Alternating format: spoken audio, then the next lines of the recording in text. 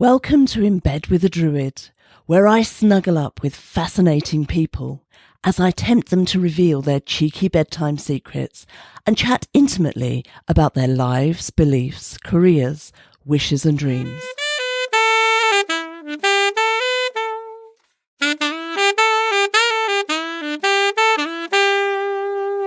Welcome to the first episode of In Bed with a Druid.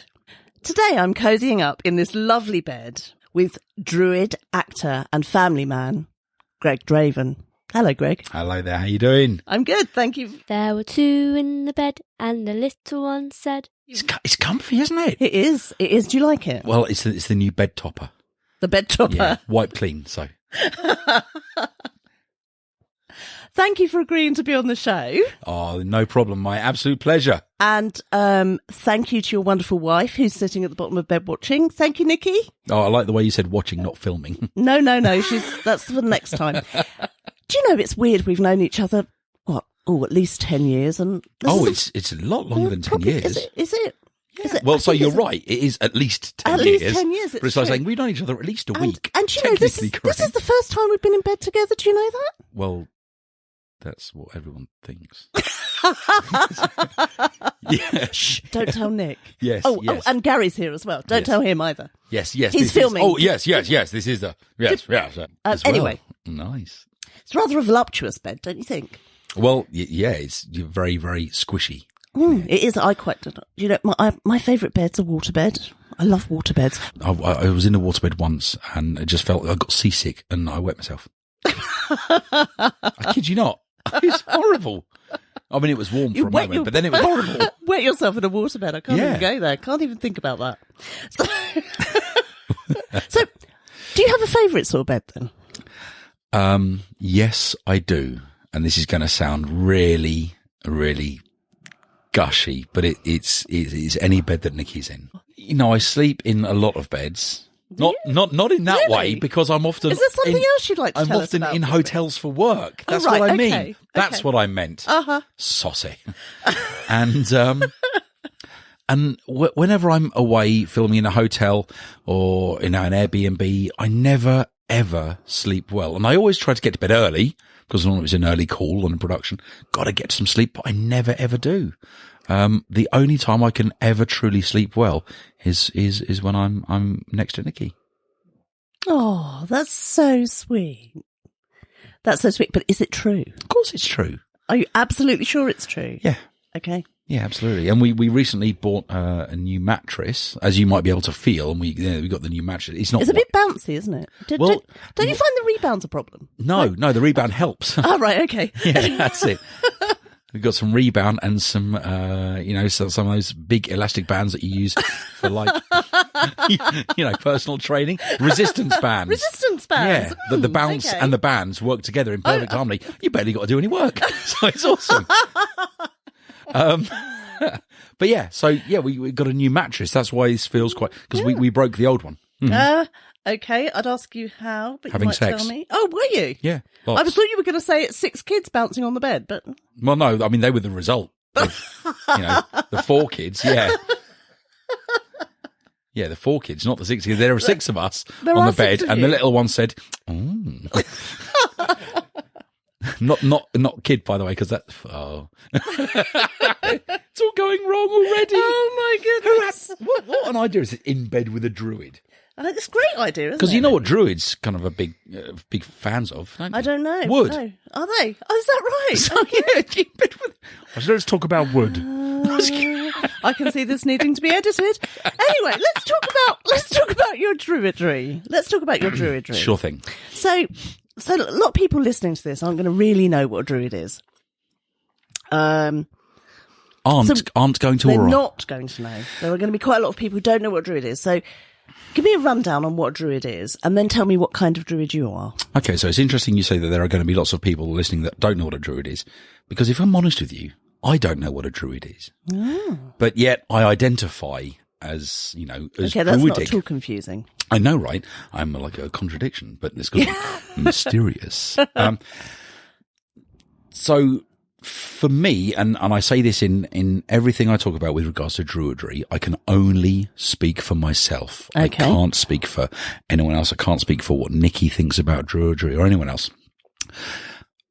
To me, it's about a reverence for nature and the worship of the changing of the seasons. Okay. Lots of people enjoy the stories of the old gods. Lots of people believe the old gods are absolute and, and tangible. Some people are more Gnostic. They just think it's a fantastic set of stories that teach you about morality or immorality. I'm more Gnostic in my spiritual path.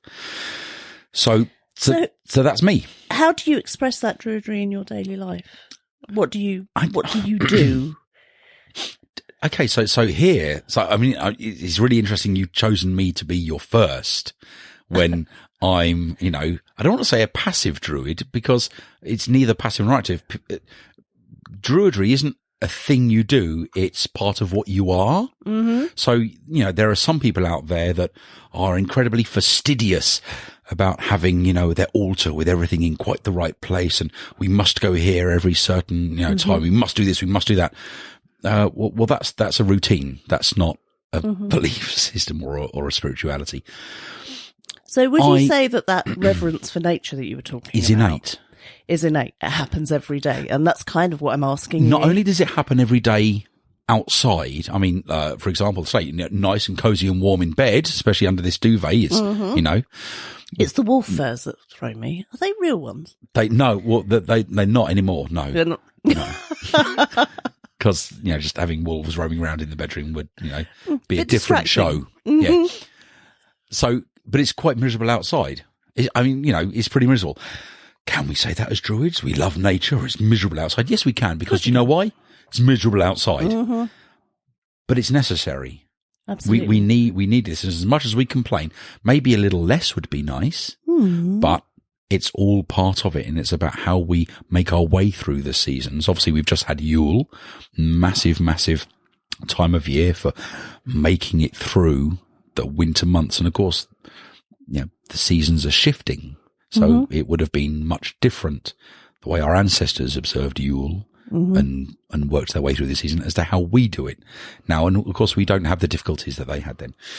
So nature is not only outside the window, but every day I am grateful for what it provides us, and sometimes a little bit pissed off that it's crapping down with rain. Absolutely. But nevertheless, appreciate, there's a massive appreciation for nature.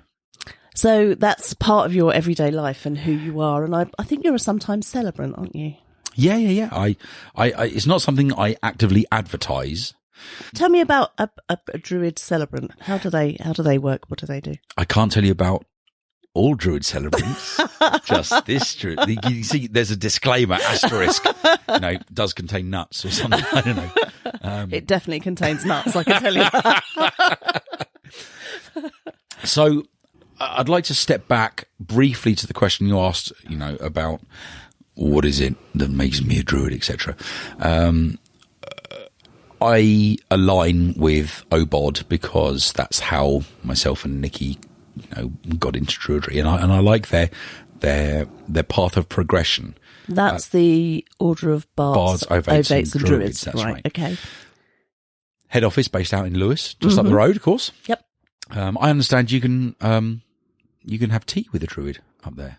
Apparently you I believe can. so. What would you prefer, tea or bed? Have I got to choose? Oh, no, how about both? Can I have both? Yeah. I like my tea in bed. That's right, because hot and wet. And it, nice and sweet. There's nothing. Look, here we go. Look, I got a big one, haven't I? Look at that. That is a big one. Massive. I'm quite impressed with that. No, my wife Nikki bought it for me for Christmas. Oh, we're talking about a mug, a big mug, yeah, with some hot, wet tea inside of it. Anyway, tea back with the to druid. where we were. Tea with the druid in bed. Tea with the druid in bed. Anyway, carry on. Part of that path is a bardic path. And bards are known for performing, entertaining, keeping the stories going from generation to generation, telling stories. as you mentioned in the intro, I'm an actor, performer, and entertainer, so that aligns really nicely with the bardic path of Druidry. Mm-hmm.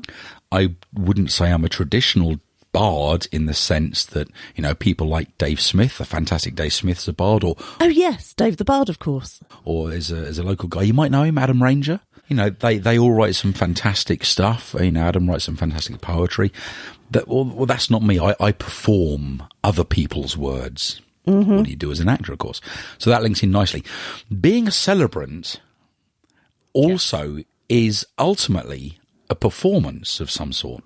Now, it's just a performance rooted in a spiritual celebration for a couple. The celebration can be pagan in nature, druidic, or it can be humanistic. I get involved in humanistic celebrancy as well, but I love my druidic celebrations, and that's part of how I enjoy keeping that active connection with my path of Druidry, because as I said earlier, it's passive within you. Mm-hmm. It's not what you do, it's who you are. But the celebrancy side of it fulfills the love of performing and entertaining, and that reverence for that special moment. I think I can sum up my spiritual path of Druidry of mirth and reverence in equal measure. You can't have one without the other. You're definitely right. You do use other people's words. They were my words, but someone else stole. I say my words. I think they may have come from somewhere else originally. Well, I mean, the word mirth and the word reverence did pre-exist. You're absolutely correct. But, because all words are made up, aren't they? I'm going completely off the subject of Druidry. We're going back to bed again. What do you mean back to bed? We haven't left. Back to the bed. Oh. And I realise that Nikki's got you in these lovely stripy pyjamas, which are very attractive. It's weird, yeah. What do you, are they tied at the ankles as well? Are they tied at the ankles? Don't let me fart. What do you normally wear in bed, Greg? Nothing? Yeah. Why? Because I don't like the feeling of restriction when I'm sleeping, especially around my neck. And, it's nice to be able to snuggle up to Nikki and feel kind of skin-on-skin contact. Okay. I just asked because some people will wear nothing. Other people will absolutely have to wear night clothes. Well, I mean, I guess it does depend on what's going on. True. I mean, today you're in pyjamas. But well, obviously, yeah, because Nikki's down there with us, looking quite angrily. I did ask if it could be natural, but she said no. You've got to wear your pajamas today. So I mean, she bought these specially for me. I mean, what's more interesting is the locking device that she's put in these pajama trousers. Yeah. You can get smart devices for everything these days. You can. Only she's got the passcode. Are they connected to Alexa or Siri? Which one? Oh, no, Google Home. Google Home, I see. Okay. So, moving swiftly on, let's talk a little bit about your acting. Okay. So, how did you get into acting? How did I get into acting? Well, I've always enjoyed performing. I mean, as we said earlier, we've known each other quite a long time. Mm-hmm. I always like making people laugh and making people chuckle, and there's no getting away from it. I kind of enjoy the attention. I don't know if you've noticed. Oh, no, not as you'd noticed, Greg. You don't seem to stand out at all. So, and I'm not good at many things in life, but what I think I'm okay at is entertaining people, chatting with people, making them laugh. When I was young, I undertook 2 years at Brighton Drama Centre, where I progressed pretty well. I was offered the lead in the play Long March to Jerusalem, which maybe was kind of the beginning of my downfall of, realising that wasn't the path for me. But unfortunately, costs got too much and we weren't able to continue that, and then mundane life occurred. Then I joined, along with Nikki, a group called Pentacle Drummers. You may know them. And so that became an outlet for me to perform. And, I like being the big, loud, hairy one. So that was my outlet for performing. And, I'm still a member of Pentacle Drummers, and I like to think that I've helped progress them and steer them to where they're saying. We've got a huge amount of amazing performers in the drummers now that it's actually, I don't want to give people the wrong idea, but I feel like you can step down as the center of attention because there are so many awesome performers now to look at, you know, in the group. So have you had to take a step back because of your acting, or? There have been instances where I've performed at events and people come up and they're like, "Oh, are you the guy that's in, you know, the advert, or are you the guy that someone told me you were Hagrid, or someone told, you know, were you in this film? Were you the bad guy in this film?" And I guess it could detract from the performance of the group at that time. Okay. So I don't perform but I miss it. I miss performing. I mean, we just recently performed. I'm sure they miss you. I'm sure they don't. So, where would people have seen you if you've done anything good? Where would we have I done see anything you? good, or have I done anything? They're two different questions. Answer them both. So, where would people see you if they wanted to see you as an actor? Where would they look? What I'd like to do, if I may, is just take another little step back into that. How did I become? Because we gone off at a bit of a tangent. Because there's something very, very important to say. I ended up working for East Sussex County Council for quite a long time. I remember. You know, was quite successful there. I did very, very well. But at the end of it, I was just bored mindlessly, just absolutely bored to tears. And I'd been involved in a few small productions from friends that I'd met through Druidry. Gary Andrews, of course. Of course. Put together the Spirit of Albion. I got a little bit part in that. And then Ego Trip Media? That was it. Ego Trip Media. So, yeah, through Gary and Dave, actually, I guess, Dave Smith, said, "Hey, I'd love to be part of this movie." Went up and did a day's fight sequence on it. And then Tales of Albion came around, which Gary got me involved in a little bit more. Then through meeting people there, we met Mark English, of course. Mr. English. That's right. And we did Ravenswood, which you two starred in as well. We did. That was our moment of fame. Interviewing some oaf, weren't you? I don't know. Some bloke with a beard and a beanie. That's right. Yeah. And then some more short films for friends at this time. So this wasn't, you know, professional in any capacity. The productions were professional, but I mean, it wasn't paid. You know, it was, you're doing it for the love of the craft and get some experience in front of camera, etc. And, but then I kind of got a first paid role through, I was contacted. They were looking for a Viking drummer for the Florence and The Machine music video. Oh, yes. Dog Days. Back in 2010. So, that's what really got me thinking about it all again. After many years. You were mopping a floor naked in something, weren't you? I vaguely remember. The kitchen. No. That was last weekend. No, we're talking about Louis Spence's show business. There you go. The big naked dance. Yes. But that's there's Wasn't that before Dog Days? Oh my goodness, I can't remember. Do you know what? I think that was before Dog Days. It might have been before. Oh my goodness, I can't remember. But I do remember working on Dog Days was the moment where I was like, oh, I really, really like this. No, it wasn't. Dog Days was first. Because I met Mark Battershall, who's the head choreographer for Pineapple Dance Studios, on Dog Days. We swapped contact details. He then told me about this TV show they were doing called, it was the second season of Pineapple Dance Studios, Louis Spence's show business. And that's how I got involved in that. So it was Dog Days first. Okay. So yeah, that was where I was like, oh yeah, I really enjoyed doing this, you know, working amongst professionals. I was saying to someone earlier today that it's wonderful to work amongst professionals, seeing professionals do what they're amazing at. Yeah, and that led on to working on Louis Spence's show business in the scene, the big naked dance. Then I got invited back to the live final, where Mark English, of course, works at the new Wimbledon Theatre, and he remembered me. I didn't remember him. Oh dear! I felt so embarrassed. It was like, yeah, we've met before. Oh, poor Mark. Oh my god! Oh no! Oh, but you know, and he was born in Eastbourne. He was. Yeah, yes. He was born in Eastbourne. He was indeed. But I was still working a full-time job at that point and just taking a few bits left, right, you know, here and there. Some paid work started to come in. But then I decided that I want to do it. I want to get out of the council And so that led to me quitting the council, getting a few jobs that I didn't last at, because as an employee, I'm, strong-minded, belligerent, argumentative. Actually, in general, Greg, you're all those things. Not just as an employee. Because when you're middle-aged, you don't put up with bullshit anymore.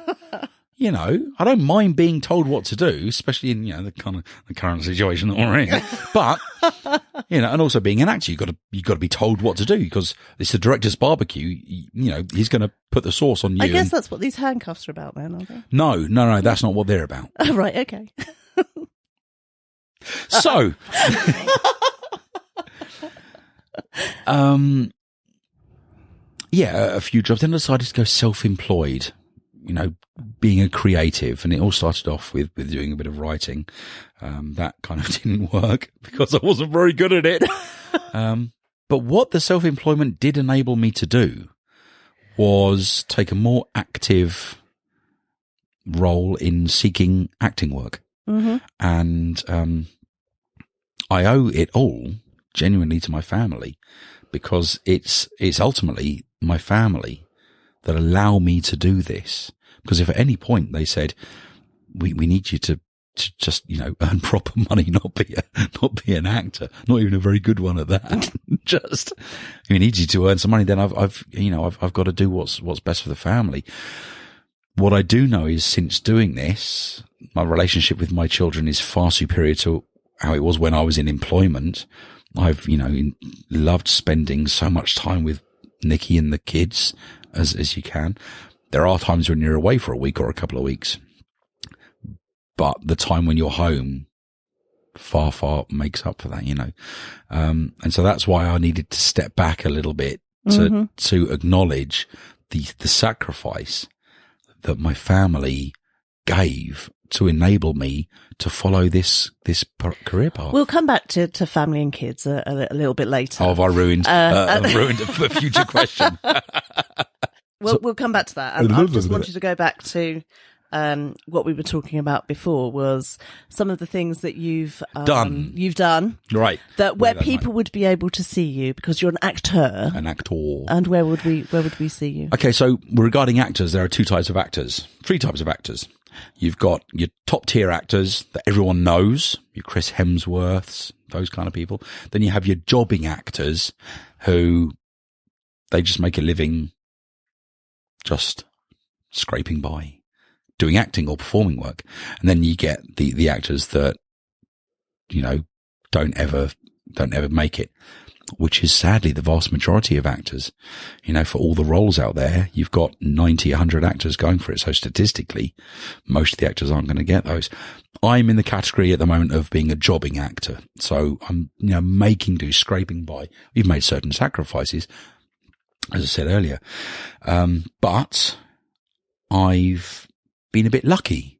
I've got some pretty good roles.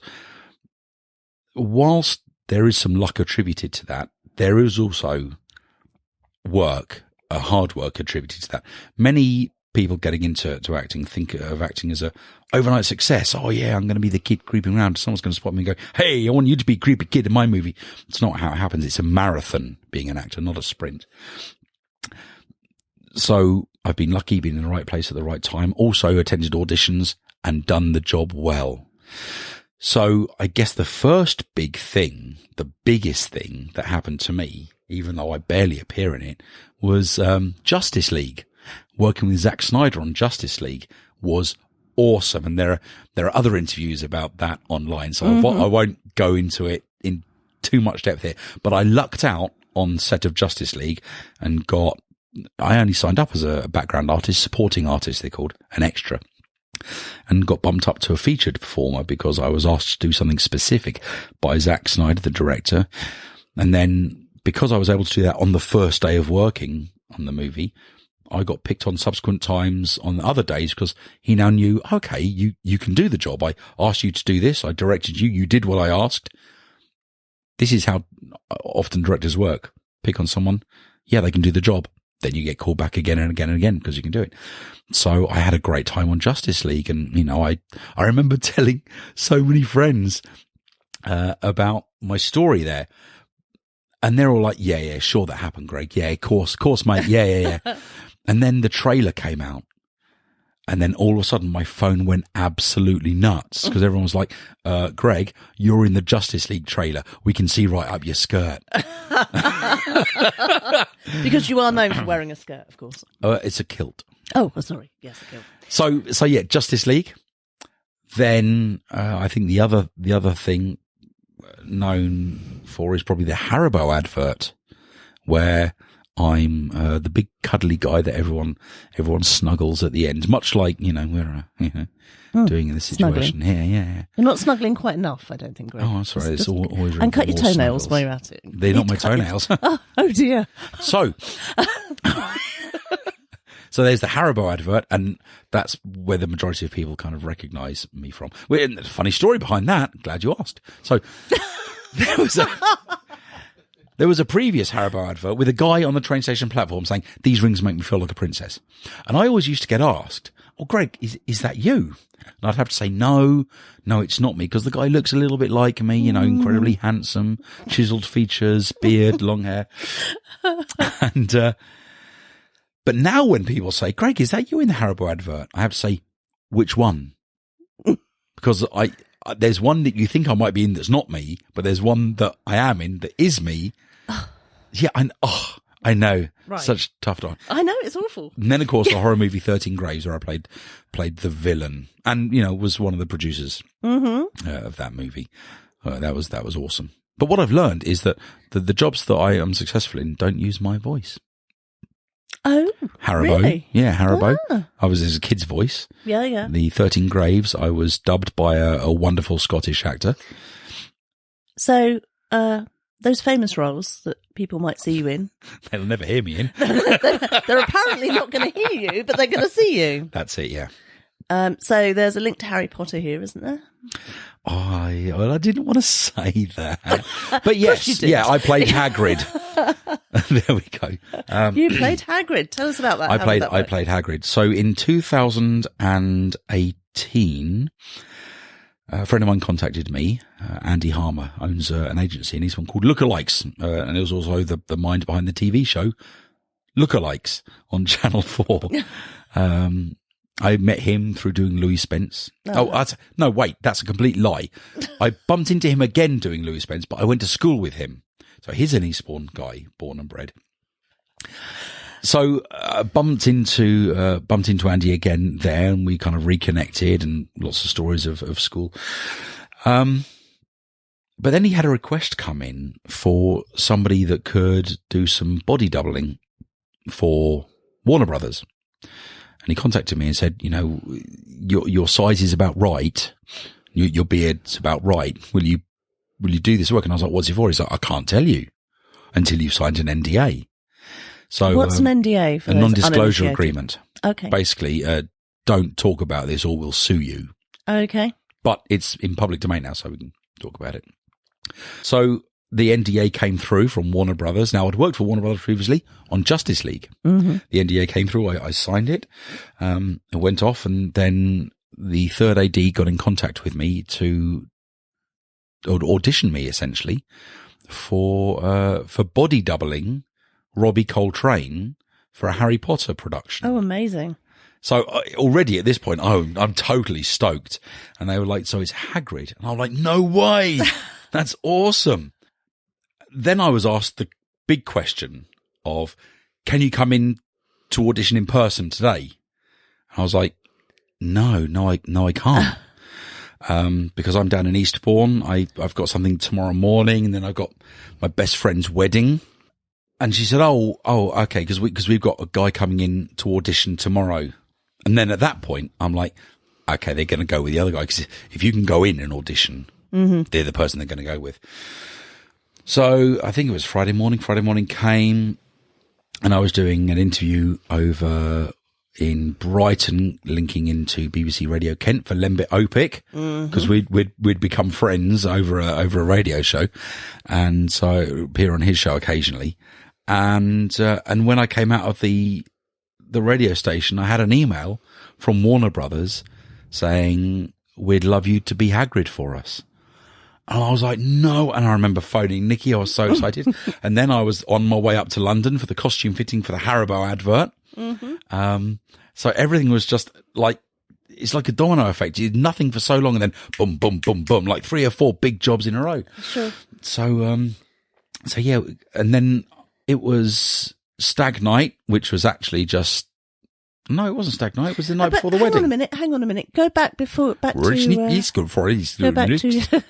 Hagrid. Hagrid, what were you? I'm confused. So this is where I was going. All right. All part of. I know where I'm going. Okay. God, she's so masterful. I am. Where's those handcuffs? Nick, can I have your whip? Don't give it to her. So yeah.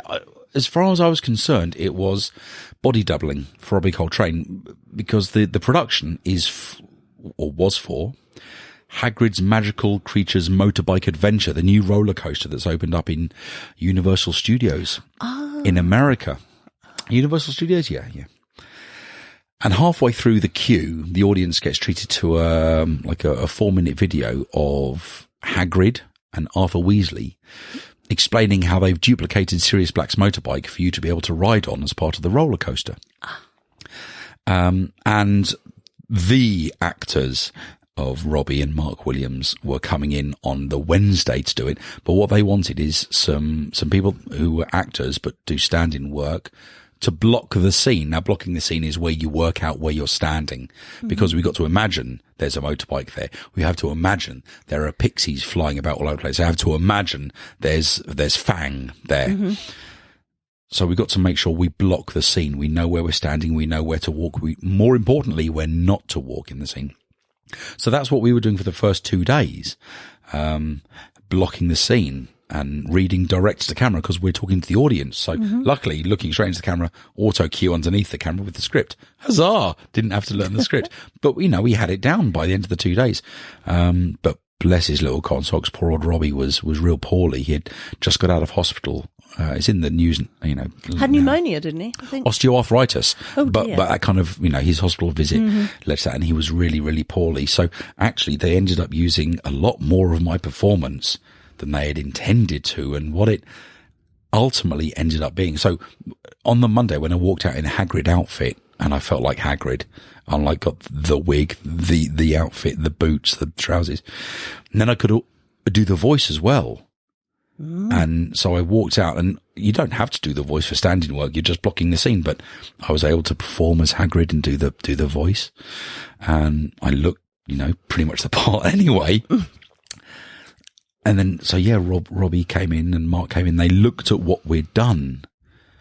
We'd looked at, they were looking, because they're the top tier actors. They come in and just copy what we've done. They're going to get it like that because they're, they're seasoned. Was that one of the bed springs? I hope not. Because wasn't it a new mattress? Yeah, but we don't want it broken yet. That's later, isn't it? Goodness might be gracious. where I'm tying up these ropes. Carry on. Oh,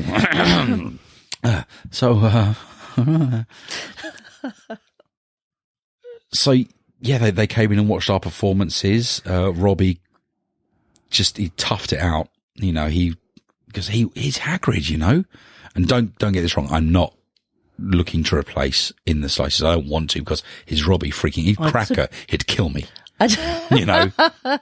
And I don't think you could anyway. No, it's he's just got a special place. And he's got such an amazing personality, full of stories. He's an absolute pleasure to listen to. And I got to introduce myself, and he was like, "Oh, so you were the." He was like, "You were magnificent." And I was like, when you're like, "Oh, actors, don't cry." It gets to you when someone says that, and it means the world, because that means you're good at what you do. And yeah, we had to do a couple more days after that. He was really poorly. So as I say, they've used lots of my performance. So when you see the video, everything except the mouth and face is me. But it's his face. Which, that's kind of a bit spooky. Which, as an actor, this is where your money is, So it's my performance. His voice and his face. His voice, his face. But my physical performance and moving around the stage, and so we were then motion captured, and on the last day that we did mocap, I got in the Hagrid outfit, go into the massive motion capture studio, or 3D scanning actually technically studio, And the lady that was running that remembered me from Justice League 2 really? years earlier. It had literally been 2 years. And I walked in looking like Hagrid. And she went, I scanned you for Justice League. And I was like, holy hell. How do you remember that? And she said, because in the film Justice League, there's a massive army of men. And I make up 33% of that army. There were loads of other supporting artists and extras around. But they used the model of my 3D scan model more than anyone else. So when I've had friends say, oh, Greg, I saw you in Justice League. I was like, oh, which bit did you? Oh, where you're wielding a hammer. And I was like, no, I didn't do that. Oh, you were leaping over this guy. I was like, no, I didn't do that. They're all my digital models. Oh, amazing. So yeah, there's 30 or so thousand of me. Hey, that'd be a party, wouldn't it? No, wouldn't it just? Oh, before we go any further, Greg, do you have a safe word? I do have a safe word. Oh, good. You can share that with me in a minute. What other parts have you played? What else do we need to know about? Well, there is, of course, the Woodsman in 13 Graves. I was incredibly proud of that because that was not my breakout role as such, but the role that allowed me to break the mold of the kind of character that I play. Mm-hmm. I got to play the villain. See, that's not what I'm thinking about. I'm thinking about your secret. The one that you're going to share with me because it's only us in this bed. Well, yeah, but the two are at the foot of the bed watching. Yeah, well, they're all right. Where are the hands, by the way? Oh, my God! Wow. Okay, carry on. Next. Anyway, back to the secret. Focus. Hold on. Okay, so there's quite a big secret you've got, isn't there? There's something that you play every year. So all my performance stuff ties in with bardic journeys. You're telling stories, you're performing, you're bringing characters to life. And of course, there's one character that everyone loves, except the ones that don't. That's very true. Very true. So I get to perform. He's quite an interesting character. He turns up in people's bedrooms quite a lot, I noticed. Just like you've turned up in this bedroom here. I'm not wearing the same outfit. Different outfit. I'm not wearing an outfit at all. I get to play the Yule father. Now, your listeners might be wondering, what the hell's it? Santa. You do Santa indeed. Claus. I get to work for Santa Claus every year, helping spread his joy and cheer. That sounds like I work for Santa every year, helping spread his joy and cheer. There we go. I didn't write this. It's his bad poetry, not mine. Yeah, well, I'm a quick thinker and good with my mouth, aren't I, Nikki? Yeah. So, I work for Santa Claus, meeting the children that he's not able to meet, because, of course, his magic only works on Christmas Eve. Of course. And lots of children want to report back to Santa and let them know. So, what sort of thing do you do as Santa? Well, I am imbued with the spirit of Santa Claus, or the Yule father, at that time of year. And I'm able to feed back to Santa, what the current zeitgeist of children's requests are. And what was it this year? Do you know what it was this year? It was still LOL dolls. LOL dolls. Yeah. I have to say, I haven't got a clue what an LOL doll is. Well, LOL means laugh out loud, and a doll is a small thing you play with. No, a doll, not that. Get it. Oh, sorry, I found it in the drawer. Carry on. Later. Yeah, they're just little surprise dolls. You open up it's brilliant marketing because, they're probably all trash, but you open up a plastic ball and there's a little doll in there and it's like one of a set of 12,000 you can collect, only $29.99 each or something like that. But kids love them. And so the company that makes them has expanded the universe for years and years. Kids have been... Are these are all kids? I mean... Well, no. Fire engines not in anymore? Or not? Yeah, I mean, really, really young kids like the fire engines. But, if you ask me overwhelmingly... There must be a few challenges with that job, isn't there? Oh, yeah. There's what about the gnomes, for instance? Oh, no gnomes, all elves. Elves. Come They're on. all elves. Come on, get with the programme. Okay. Oh, elves, of course. Santa's elves. That's one more spank. Dear oh me. So I'll write that one down. I don't want to forget that spank. Have you got a safe word? Have I got a safe word? No. Yeah. No, I'm afraid you're the only person with a safe word. I like to live dangerously me. So, yeah, back to Santa. There are some really, really tough situations, and there's no situation tougher than a child asking you to bring back a dead relative. Oh my goodness. And I had that this last year just gone, and nothing prepares you for that, because what do you say, you know? But having a family of my own, our own, because she's watching from the end of the bed, having a family of our own, and knowing what children can be like, and having suffered loss in our own family, whilst you're not prepared to answer that question, you understand. So because I had these experiences, you're able to just take a minute, and the worst thing you can do in that situation is rush an answer. And it was family of 4 girls, and their mum came in. They're a beautiful, beautiful family. And I spoke to the first little girl, and I said, you know, if you could have anything from your Christmas list, what's the one thing that you would like more than anything? And she just said, to bring my dad back. He died of cancer in September. Oh my goodness. So yeah, you're now in that. Yeah. So you're now in that, what the fuck do I do scenario? And you can't break character, but you have to, because you've got to be honest and truthful with that person. And, but this is what I say, and this is what I believe as well. And there is a dichotomy of working for Santa with the whole, maybe we'll get to that in a bit, I don't know. But this is what I believe, that it's not within Santa's power or authority to be able to do that, because that's the natural course of events, whether that be for good or for ill. And it's not fair, and it was cancer, and cancer touches everyone these days. You know, we all know full well. Sure. That whilst there's some in your control, ultimately what will be, will be. But that's not comforting. That's not comforting to just say, and it's like people say, oh, it's all part of God's plan. Fuck off, is it? No, it's not. But it's part of nature's plan. You know, and you can't fight the tide, as it were. So I just say it's not within Santa's authority or power, because that's the natural course of events, and I'm ever so sorry, but, and then, and of course but you still got to have that performance, because there are the other kids and the mum.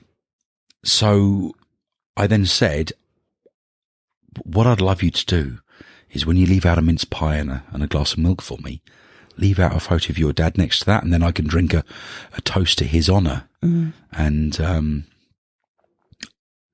they thought that was wonderful. And in fact, I received an email from the mum afterwards, because, you know, a few people know me in Eastbourne, and it's easy enough to get in contact with me.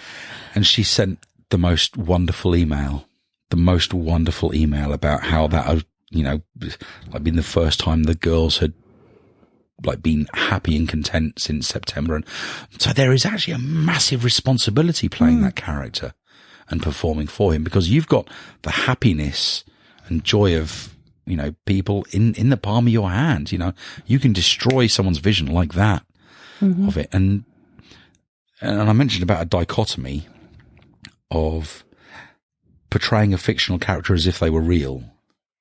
Yes. Santa, to me, and the Yule Father, is the spirit of the season. Absolutely. And that's how, and it may just be, I'm rationalizing in my head to make myself feel comfortable, because isn't that what a lot of faith and belief and stuff is about? Oh, absolutely, yeah.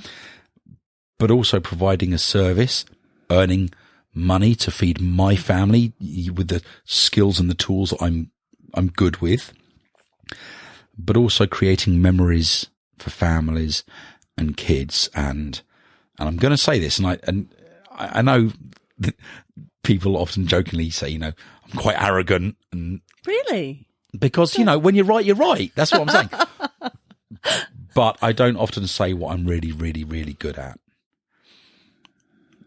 But I think I'm really, really good at performing for Santa as Santa.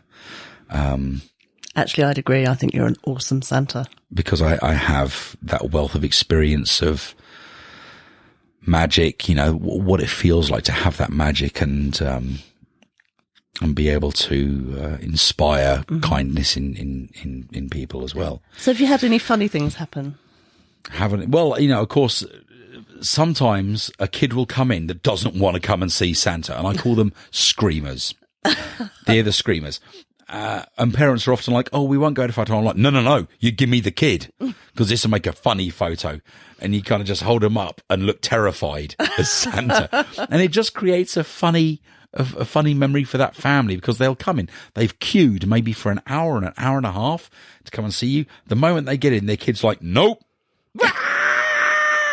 Screaming their head off, and the parents are just like, we've just waited an hour and a half for this. You will see Santa.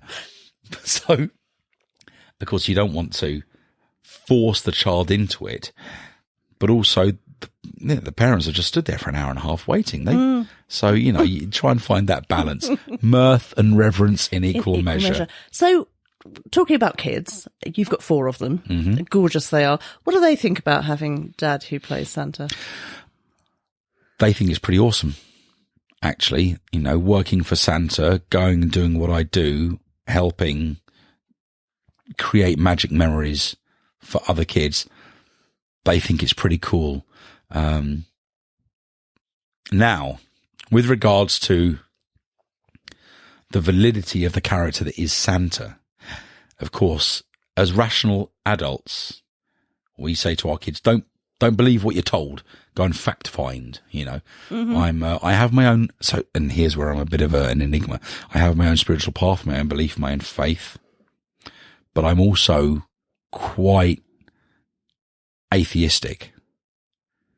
I don't like, do you know what? I'm just going to say it, because this is about truth and honesty, isn't it?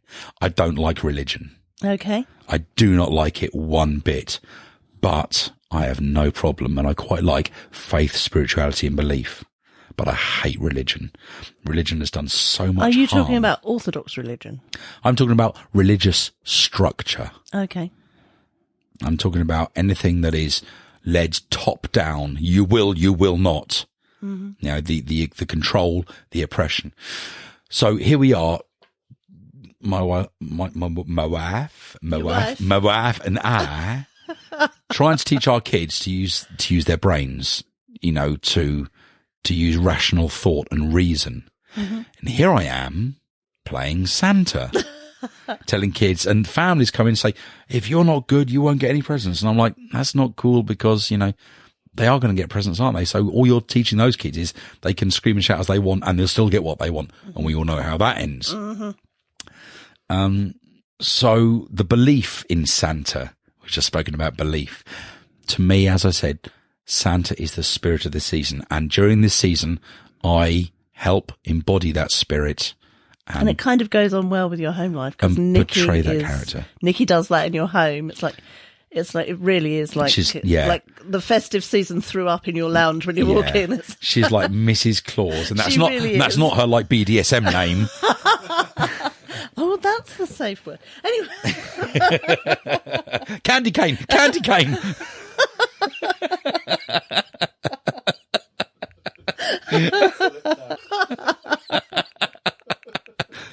So, while we're on this subject, I have a bed question for you. You have what? Okay. Another bed question. I have a bed question for you. If your bed could be anywhere in the world, where would you like it to be? Underneath me. That's brilliant. Good. Question 2. Why would you have a bed? I'd like it in Japan, but I'm in England, so it's going to be really far away. I mean, what kind of question? Okay, all right, okay. Now, I understand the spirit of the question. If I could have, but can it be any size bed? It can be any bed, anywhere in the world. Where would you like it to be? But it's got to be your bed. So the one that we're in now... Whichever your favourite bed is. If this is your favourite bed, then that's what we're talking about. Well, if it's a four-poster... Of course it's my favourite bed. It's had you and Nikki in it. Oh, well, there you go. Why wouldn't it be my favourite bed? Not together yet, but we're working on it. Anyway, carry on. So, all right, this is going to require a little thought. Can it be a real place or can it be fictional? Any way you like. Then, I would like this bed in Bag End, Hobbiton.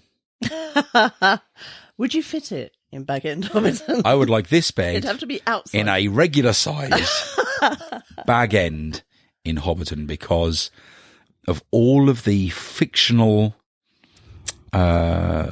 villages, towns, cities, that we've ever seen in film. The one I think that inspires that feeling of warmth and love and home has always been Bag End. And every time you hear that Lord of the Rings music, do do do do do do, and we're just like, oh, I want to go there. I really want to go there. And it's just that no worries, no cares. Everyone has food in their hand and drink in their, fridge. Well, no, they don't have fridges because they don't have electricity because it's Hobbiton, Stupid answer.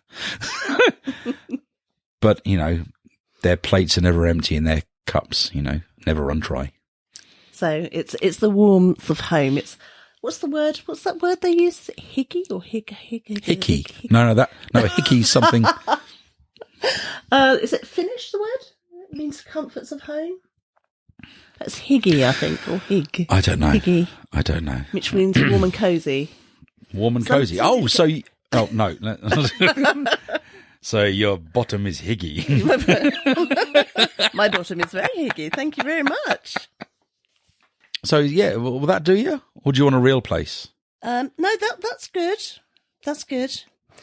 So, Greg, just taking a break here. Take a deep breath now. Okay. Do you do anything unusual in your bed? Oh, my arms often go dead. And I'm not entirely certain why. So sometimes I can't feel my hand at all. I think I lay maybe with my head on my bicep and it cuts off the blood supply. And so then when I try to move, my hand's just flopping around like it's not meant to be there. But obviously we don't waste that, Okay. What's the highest number of people you've had in your bed? What's the highest number of people I've had in the bed? Well, I mean, I guess it's been a time when, the family has sat down for a story. So not in a salacious way. And I know that's probably a really boring question. I mean, it's not like I've had raw debaucherous sex Roman style yet, but it's, I was going to say, aren't we booked in for that a bit later? That's right. Yeah, that's the next session, isn't it? Absolutely. Wicked Romans. Yeah, just me, Nikki, and the kids, and us reading a story to them. So, to answer your question truthfully, yet uncharacteristically, not naughtily, 6. 6. Okay. And Greg, for our last question, who would you most like to share a bed with you that doesn't already? Who would I most like to share a bed with that doesn't already?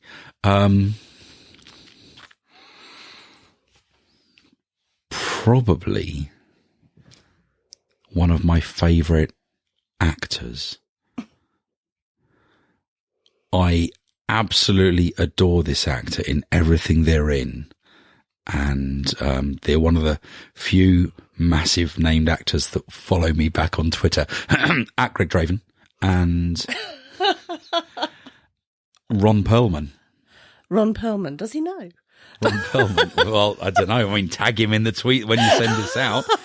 But he's one of my favourite actors. He's so truthful and real. He's a lot of fun to watch on camera, and I would love to. and it would be purely You'd love to self-serving. share a bed with him. I'd love to just get to talk to him, but purely because he'd be a captive audience, going back to those handcuffs. And he wouldn't be able to get away, so I'd be able to ask him about his journey into acting. So Ron, who knew? Ron, yeah, I wonder if Ron knows. Well, He will now. We're going to tag him. Yeah, tag him in the post, and we'll see how it goes. So, Greg, give me a big cuddle. Thank you so much for being here. You're welcome. And maybe if we kind of get Nikki and Gary in there, all four of us can... Yeah, we'll actually test the structural integrity of the frame. We could break another bed. Let's do it. Breaking bread. Breaking bed. Breaking bed with your friends. Welcome to Breaking Bed with Your Friends. It's been awesome. Thank you ever so much for having me. Nope. Let's do it again. Soon.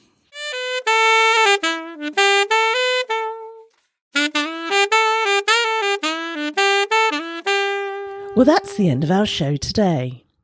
If you enjoyed this interview, please do give us a review on iTunes and come and say hello on the Facebook page at facebook.com/inbedwithadruid, or on Twitter at inbedwithadruid, or on Instagram at inbedwithadruid. The links and mentions in today's show can be found in the show notes at inbedwithadruid.com. Thank you for listening, and come and cozy up on the next full moon for another different interview in Bed with a Druid. This podcast is a Celtic Myth Show production.